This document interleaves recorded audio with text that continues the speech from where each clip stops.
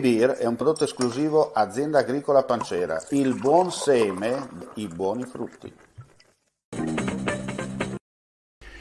Mentre si stavano concludendo gli interventi riconducibili al maltempo di ieri, più di 200 quelli eseguiti nelle ultime 24 ore nei territori di competenza dei comandi dei Vigili del Fuoco di Gorizia e Trieste, un'altra perturbazione ha raggiunto il Friuli Venezia Giulia.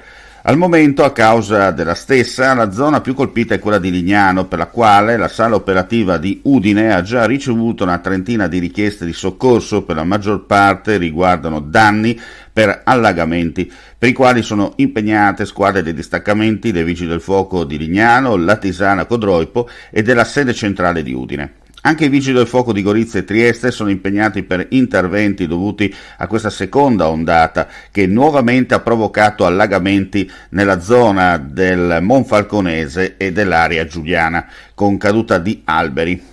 Alle 12:15 le richieste in gestione dalla sala operativa dei due comandi sono complessivamente una ventina. A Cormons, infine, intervento in località Subida per la rimozione di un grosso albero pericolante lungo la strada regionale 409. Beer è un prodotto esclusivo Azienda Agricola Pancera, il buon seme, i buoni frutti.